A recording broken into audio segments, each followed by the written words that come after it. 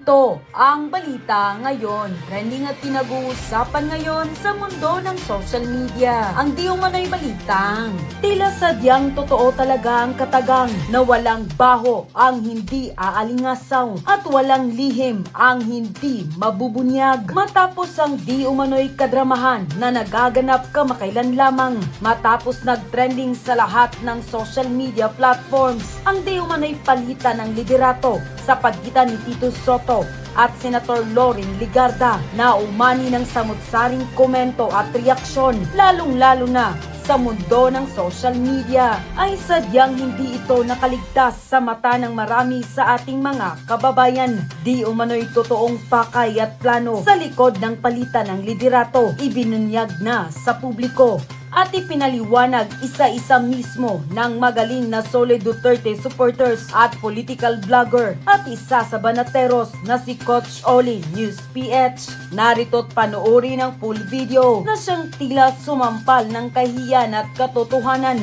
sa di umano'y kadramahan ni Tito Sotto at ng kanyang mga kaalyado sa majority bloc at lalong-lalo na ang gobyernong ngagba ni Marcos Jr. Narito't panoorin ang full video. Pero bago ang lahat, kung bago ka pa lamang sa aming channel, please huwag kalimutang mag-like, subscribe at i-click ang notification bell para mas maging updated ka palalo sa lahat pa ng bagong video na i-upload namin. At eto na nga mga kababayan. Ito po ang pag-uusapan natin for today. Yung totoong naganap na coup sa Senado. Nako, napakaganda po ng balita ngayon ha. Hihimayin po natin. At sasabihin ko sa inyo kung ano ang totoong nangyari dyan. Very, very important. Galing po mismo sa loob. Ito, nagbubwit. Ha? Posible ito. Sa Lunes. Ilan na ba kayo? 1, 2, 3, 4, 5, 6, 7, 8, 9. Ano ang numero ng minority block ngayon? Siyam.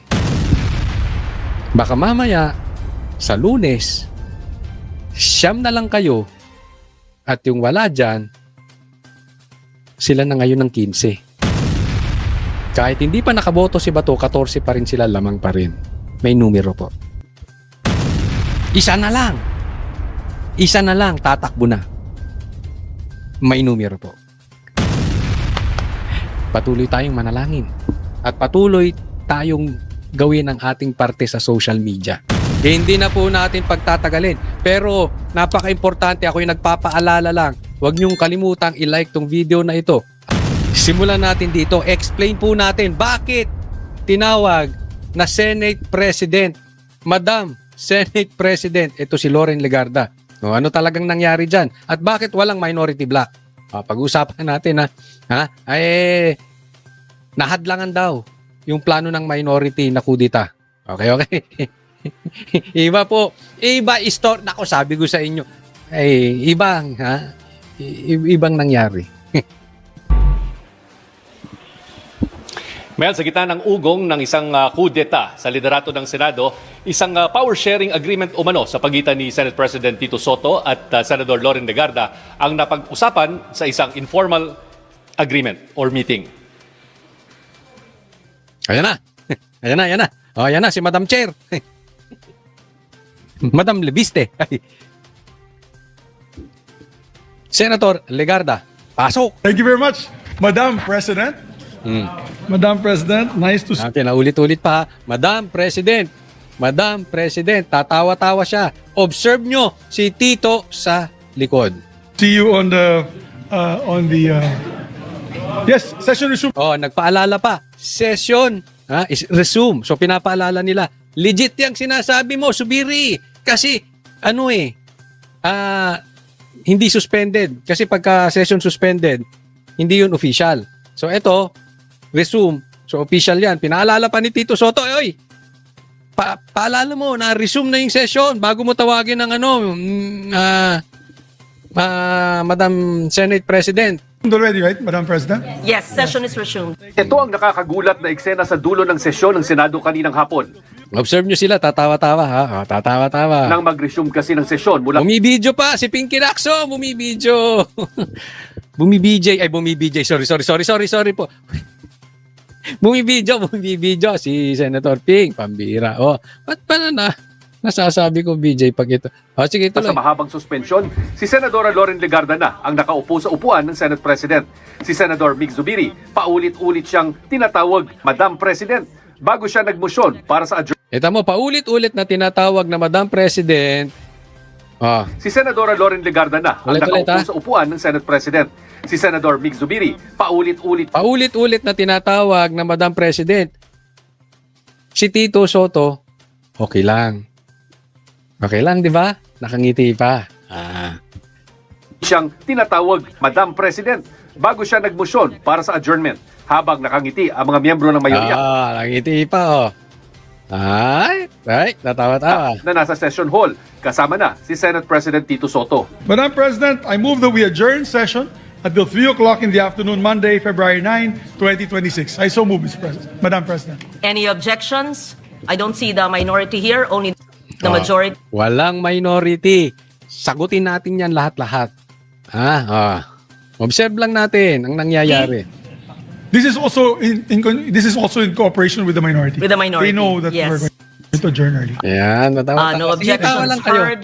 Session is adjourned until Monday, 3 o'clock. February 9, 2026. Boom! Yun.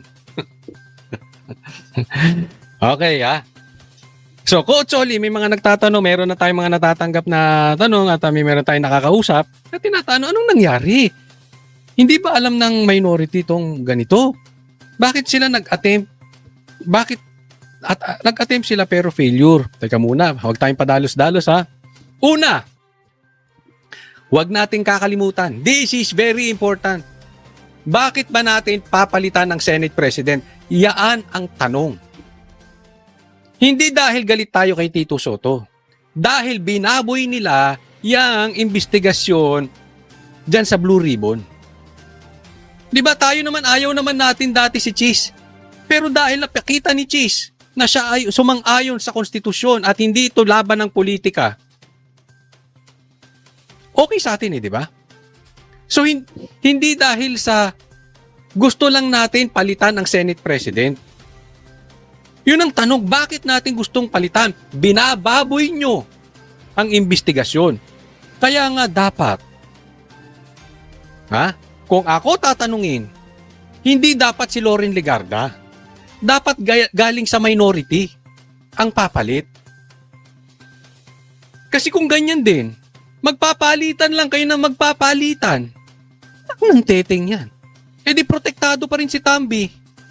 Diba? Kung ang minority tinatawag na Duterte Block, itong majority, Tambaluslos Block yan. Wala tayong mahihita dyan. Nakukuha po nyo? Pinagluloko tayo nitong mga animal na ito. May ganyan-ganyan pa.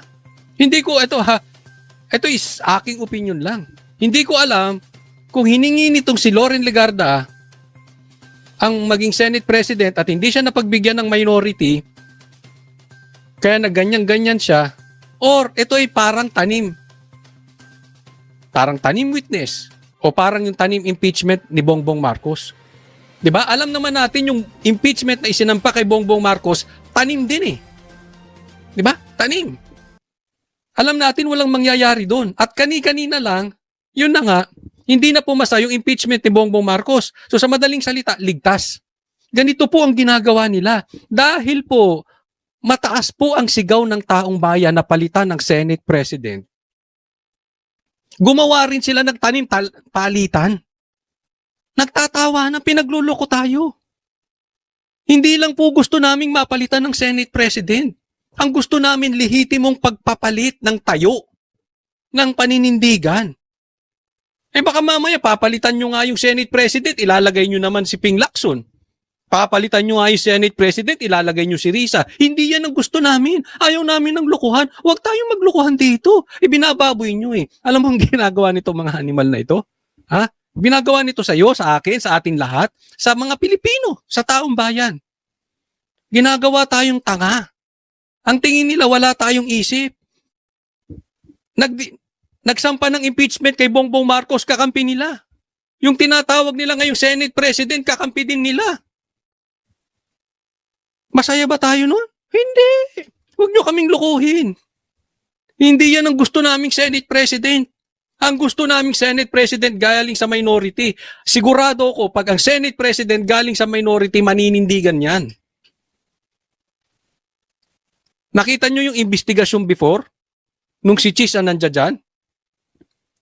Nung ang nakikidebate sa kanila, si Alan Cayetano? Oh, si Cayetano? Di ba? Obvious di ba? Umuusad ang investigasyon. Ganun ang gusto natin. Huwag nyo kami parang ginagawa. Hindi po ito laro-laro. Ha? Hindi yung tatawagin ka lang Senate President, kunwari tapos, alam nyo, yan lang ang pinakita sa media, wala namang butuhang nangyari. So kung legality, ang pag-uusapan po, kung gagawin man nilang Senate President si Loren, dapat dumaan sa botohan. Yun ang legal. Dito walang dumaang botohan. At kung meron mang dumaang botohan, suspended. Di rin po yung po pwede. Pero yung nangyari ngayon, ito po ilagay natin sa isipan natin. Hindi po yung galaw ng minority. Galaw po ng majority yan. Parang ginawa nilang tanim impeachment. Ito, tanim. Palitan kuno. Okay? Tapos para nang-aasar o Senate President, ito gusto nyo, Senate President, mabago, hindi po. At saka po, basta nakaupo dyan, ang tawag, Senate President. Huwag po natin kakalimutan yan, ha? Basta nakaupo dyan. Ganun po. Diba? Parang pinaglalaruan nila taong bayan. Kalokohan itong mga to. Patuloy natin. Thank you very much, Madam President. Ang tagpong yan nangyari sa gitna ng May yehey pa. Ano to, laro? Ha? Kayong mga senador, ano sa tingin nyo to, laro? Ito ba ito? Tawanan, no? Hindi, kayo ba? Tanong ko kayo. Kung papalit ang Senate President to, ang papalit isa sa kanila, matutuwa kayo? Papalit si Bam Aquino? Hindi yan yung sigaw ng taong bayan. Ramdam na rin kasi nila talagang matindi ang kagustuhan ng Pilipino magpalit ng Senate President. Ang naisip nila, term sharing? Mamaya explain ko kung bakit. Ha? Mamaya. ugong ng panibagong kudita sa liderato ng Senado kung saan sinasabing si Legarda ang nakaumang na humalili kay Soto at maging kauna-unahang babaeng Senate President sa kasaysayan. Tinanong sina Legarda, Zubiri at Soto ukol sa nangyari. Presiding officer. Hindi. Ganun talaga, presiding officer ang tawag dyan, Senate President. Diba? Pero yun ang pinikap na media, nagtatawanan sila. So parang nang-aasar, diba? Ito mga Pilipino, gusto niya yan papalitan ng Senate President. Ito na meron. So nagawa sila ng balita. Diba? Binababoy. Nag-tweet kasi si Senator Kiko, #power sharing. Ma'am, nag-tweet si Senator Kiko, #power sharing. I don't know. Maybe you ask Senator Kiko. Bakit, Madam President? Was there She's, an attempt po? maybe the future president of the Senate. We'll see. Future. Yeah, we discussed and all's well that ends well. Our group is more Maybe future Senate President daw si Legarda. solid than ever now. Wala, nakakatuwaan lang namin. Napagkatuwaan lang nila. Grabe, no? Eto na, power sharing. Tingnan mo itong mga lintik na dilawan talaga, no? Itong mga dilawan, itong mga pinklawan. Kakaiba talaga. Talagang panlulokong gusto nyo sa taong bayan? Ano to? Conditional? Transactional? Yung pagpapalit ba ng Senate Presidency, sa tingin ninyo, namumuliti ka lang kami? Hindi. Dahil nabababoy ang Senado. Dahil nabababoy ang investigasyon. Kung kayo-kayo lang ang magpa-power sharing, pustahan tayo, itaga nyo sa bato. Hindi maiimbestigahan si Tambaluslos. Tambaluslos black kayo, hindi kayo majority black. Tambaluslos black kayo. Pustahan tayo. Hindi maiimbestigahan si Bongbong Marcos. Nagpapaganyan-ganyan ka pa, Kiko? Ha? Kinain na ng dilawan itong administrasyon natin. Saka na kayo magyabang kung meron na kayong bayag, imbestigahan si Tambaluslos. Hanggat wala kayong bayag na hindi nyo kayang imbestigahan si Bongbong Marcos, yung magpinsan, huwag nyo kaming yabang-yabangan ng ganyan. Bigyan ng maleta tong mga to. Hindi, nagtatanong, kayo nakatanggap kayong maleta? Hindi, nagtatanong lang naman. Ano ang sa tingin ninyo? Nakatanggap ng maleta tong mga to? Ilang kayang maleta natanggap nitong mga to? Sige, ilagay nyo sa comment section. Antayin natin. Tingin nyo lang.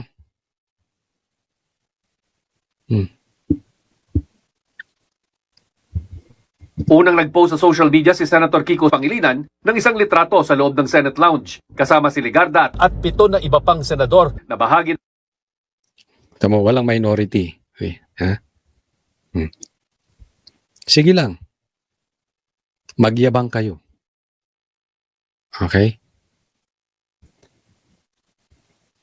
Ako, naniniwala ako. Posibleng sa Lunes.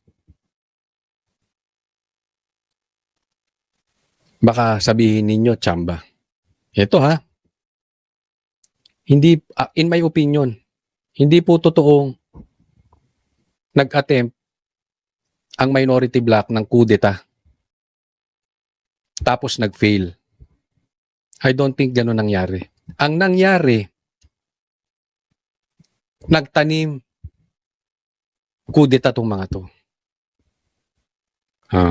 Tapos, nag-usap na lang sila, o sige, term sharing na lang tayo. Diba?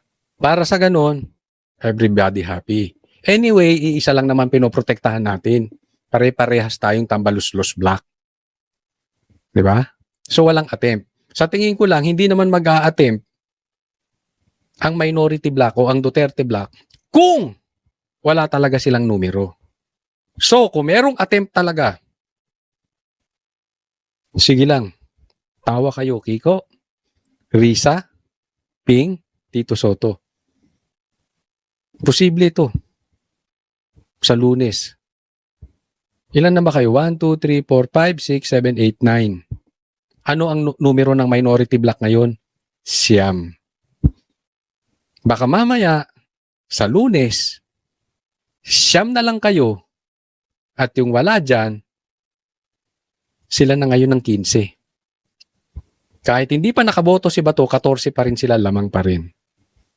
Huwag masyadong mapagmataas. Alam niyo po, yung masyadong mapagmataas, binababa ng Diyos. Lalong-lalo na yung pinaglalaban ninyo, nahatira ng maleta. Sana hindi kayo nahatira ng maleta. Kaya mga nawalan na kayo ng paninindigan. Ng mayorya, sina Soto, Senador Bam Aquino, Panfilo Lacson, Risa Ontiveros, Win Gatchalian, JV Ejercito at Zubiri. Ang sabi ni Ejercito, isa sa mga napag-usapan umano sa pulong ang isang term sharing agreement sa pagitan ni Soto at Legarda. So, ano ibig sabihin ng term sharing? Between who? Ano lang, lunch talk. Para daw all's well that ends well. All's well, that ends well. Ako para sa akin hindi ako pabor talaga sa term sharing. But with the exemption.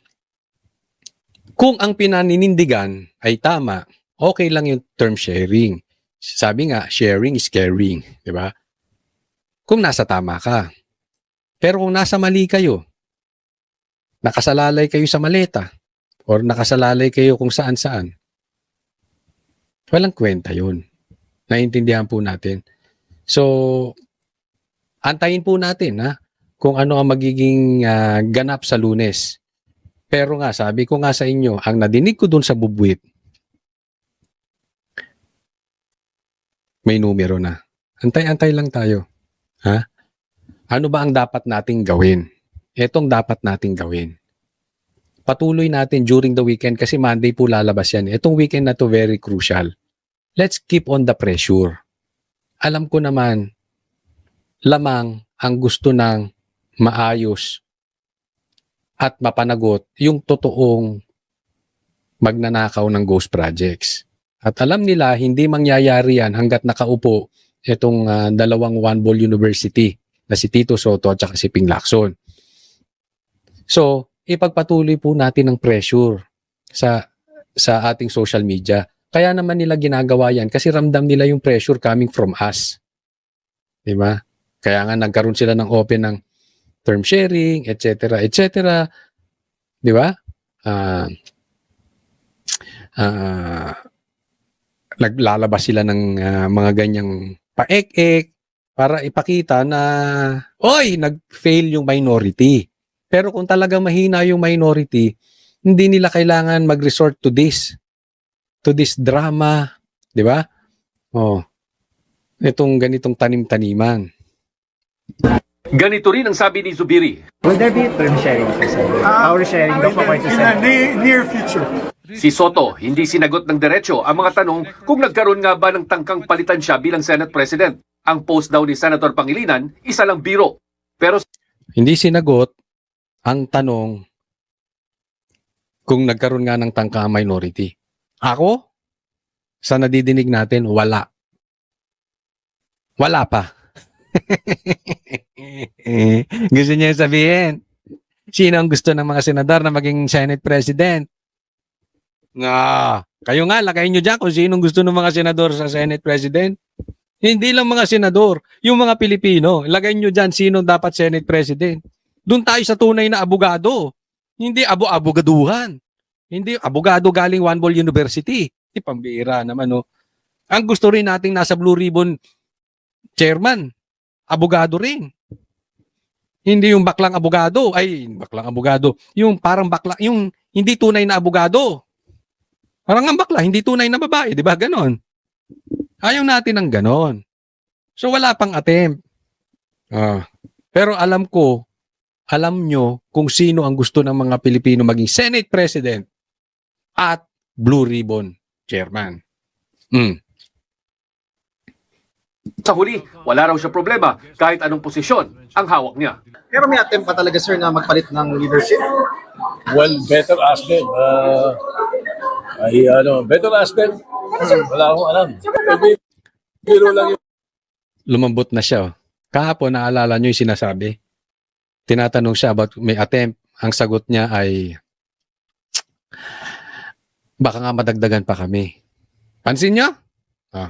Ngayon, ang sagot niya, better ask them. Hindi sinagot ng diretso, in short.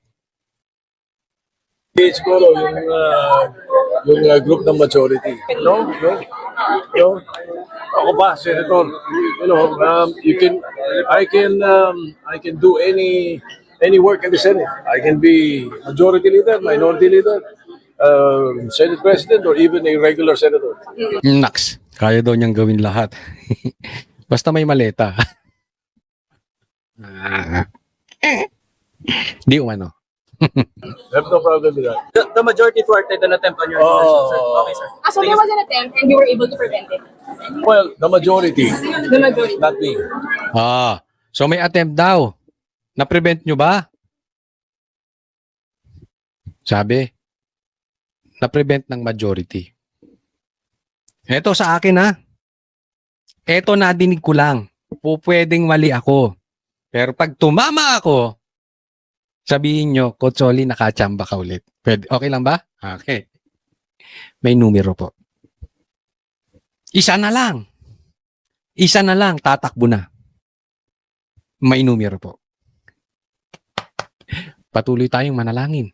At patuloy tayong gawin ang ating parte sa social media.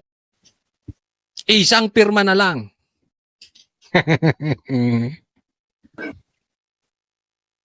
Mel, sa ngayon ay nananatiling Senate President si Senador Tito Soto, pero sa isang text message ay sinabi mismo ng Senate President na balak nila paupuin si Senadora Loren Legarda bago matapos ang 20th Congress. Nako, talaga matindi, no? Nako. Etong picture na to, tingnan po natin mabuti, ha? Ito yung sinabi, Senator Kiko Pangilinan snap a selfie with members of the Senate majority amid rumors of leadership change, claiming that Senator Loren Legarda would replace Senate President Vicente Tito Soto III. Grabe ang dilawan, ano? Napakakapit tuko. Yan yung sinasabi natin, hindi po ito transaction. Ha? Ang gusto ng Pilipino, mapalitan ang tayo. Hindi lang mapalitan basta yung Senate President. Hindi si Loren Legarda gusto ng Pilipino. Ang gusto ng Pilipino galing sa minority. Huwag kayong kapit tuko. Trapong-trapo yung dating nyo sa ganyan eh. Ha?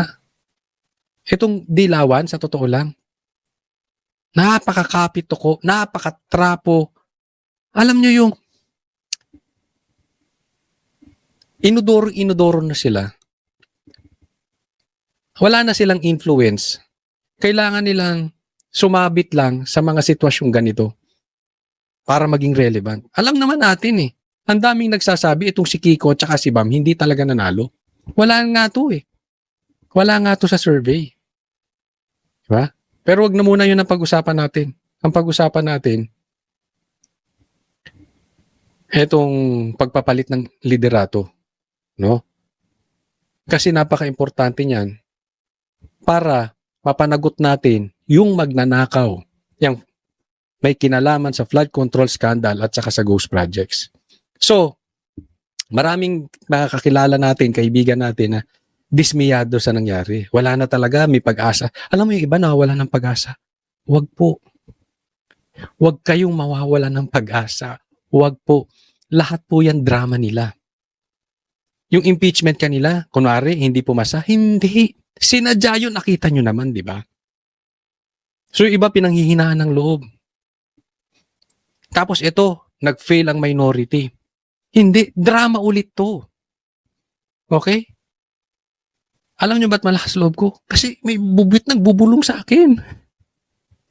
Nang totoong nangyayari. Relax lang kayo. Meron nang gumagalaw. Ha? Ang importante, lilinawin natin sa taong bayan na patuloy tayong manalangin, patuloy tayong gawin ang ating obligasyon, ang ating responsibilidad. Huwag tayong nagpapaniwala sa mga bali-balita, lalong-lalo na sa mga tanim-tanim na ginagawa nila. Kaya nga nire-redirect po namin. Eto, sasabihin ko sa inyo, makinig lang kayo sa Banateros. Kaming Banateros, even before the election, Duterte na, hindi kami nagpaganong-ganon. Lagi ko sinasabi sa inyo, maglalagay pa nga sila ng tanim Bongbong Marcos eh. Ano yung tanim Bongbong Marcos? Gawain na nila yan. Yung kunwari anti-Marcos, pero nagtatanim ng fake news. Tapos sasabihin, o kita nyo, mga fake news to mga DDS. Kunwaring DDS lang yun. Ingat po tayo. Dahil style ng gobyerno yan. Tanim impeachment, tanim balita, tanim kudeta. Para mawalan ng loob. Tapos akala nila nag-fail. Even tanim vlogger. Ingat po tayo dyan. Gusto nyo malaman ang totoong pulso na nangyayari sa paligid? Ito, hindi to nagtataas ng bangko ah. Hindi ko po tinataas ang bangko namin. But we know. Makinig po kayo sa Banateros. Yung tayo namin before, tayo namin hanggang ngayon. Gusto nyo malaman kung anong totoong nangyayari? Makinig kayo sa SMNI at Net25. At yun na nga mga kababayan, ano na ang masasabi mo? Kung mayroon kayong hinaingat komento patungkol sa balitang ito, please comment down below. Pag-uusapan natin yan sa comment section. At kung nagustuhan nyo ang video, ay huwag kalimutang mag-like at i-share na din para mas marami pang makaalam at umabot ito sa marami sa ating mga kababayan. Maraming salamat po!